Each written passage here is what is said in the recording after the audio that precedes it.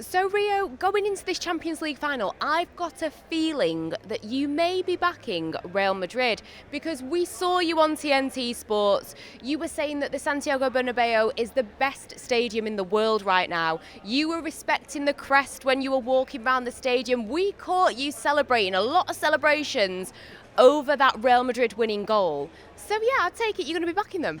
Yeah, I'm backing them. I just got caught up.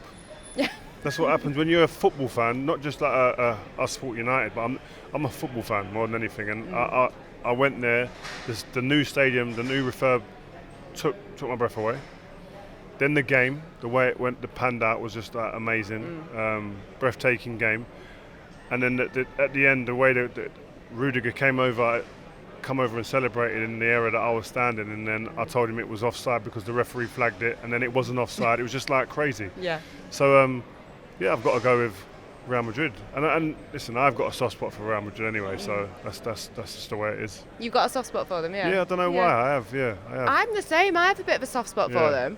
I don't know why. From Hugo Sanchez days right through the Galacticos, and then here to, you see the Benzema, Bale and Cristiano era, and then Modric and Kroos and that. And then today. There's just something about them, isn't there? And I think to be able to be so consistent for so many years, I always feel like with the Champions League, it just feels like they wake up and they're like, you know what, we want to win it, we're going to win it. It just feels like they feel like they have a divine right to win that competition more than anybody else. You yourself are no stranger to Champions League finals. I remember that one well in 2008. Now, when you look back at games like that 2008 final was amazing. How do you explain or describe the emotions of what happened that night, going, to a penalty shootout, Ronaldo missing the penalty, that John Terry slip? What was it like? Yeah, I think I've heard a lot of people say, and I've used it since as well, is that it's the worst way to lose a game, but probably the best way to win it as well. And yeah, the range of emotions that go through from Ronaldo missing that penalty early on in the penalty shootout, and you start thinking, no, surely not. Come all this way. So then all of a sudden you're back in the driving seat, and then all of a sudden they miss a penalty, the last one, and it's like everything's on. You've gone, you throw everything in the air, emotions all over the place, and yeah, it was a crazy way to win, but to do great things, it is going to be tough. There's going to be moments where you feels like it's slipping through your hands, but then you've got to show the resilience and character. And I think all the way through that tournament, we showed that, and in the final was the same.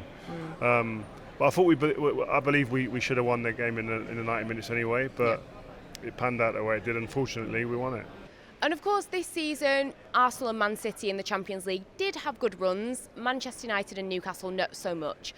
Overall, were you a little bit disappointed with how the English teams performed in the Champions League this season? Yeah, I think if you consider where the English teams have been in this last few years, I think Liverpool and Spurs got to one. Liverpool, Chelsea, City have been in finals.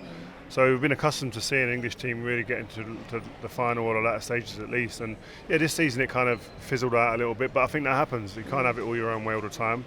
This year, I think Germany had a really good run, 2 semi-final teams. But it happens in cycles. I don't think any of us really genuinely believed, even though we support United, that they were going to get anywhere and have any impact on this competition. Same with Newcastle. I thought Newcastle done really well and is a really tough group. And it was only just small, minor little details. If they'd have just been the other way, they go through. So the way they played against Paris Saint-Germain, I think their fans would have took playing the way they played against Paris Saint-Germain and that result at home. I think, what was it, 4-0? Yeah. They'd have took that before a ball was kicked, and everything else, whatever happens that could happen, to beat them at home. It was a great result. But yeah, I thought Arsenal, if Arsenal won the league, they wouldn't have cared. But again, I think Arsenal could have done more.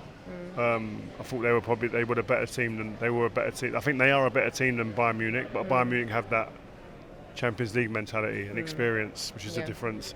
And City just wasn't their year this year. They have the quality, we know, but it just wasn't their year.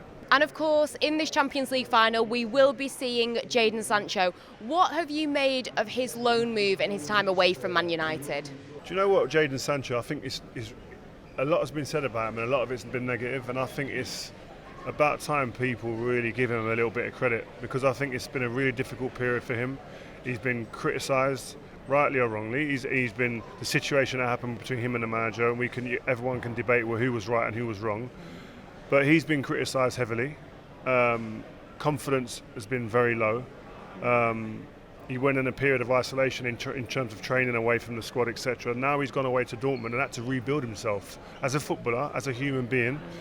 And he's come out the other side. Whether he win it or not, what he's achieved in this short little period of time has to be looked at and go, do you know what? This kid's got character. Yeah. He's got personality. He's built and made of the right stuff. And I think that's where he needs credit. He needs to be credited for that. And I think young players need to be shown that example, because there's going to be a lot of kids that go into that, what he's gone into, where he loses confidence, gets told he's not good enough, gets told he's got to move on, albeit alone. But you've got to rebuild yourself, and he has. And so for him, it'd be an unbelievable story if he finished with him lifting that trophy. Yeah. But I just think it's going to be a step too far for them.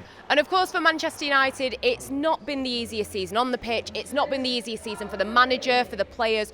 What are you expecting to see? What are you hoping to see this summer going into the new season? I'm hoping that there's a real inspection behind the scenes of what's gone on. Real big, deep dive into looking at what's been wrong, what's been right, the good, the bad, the ugly, and analysing that and then coming up with a plan.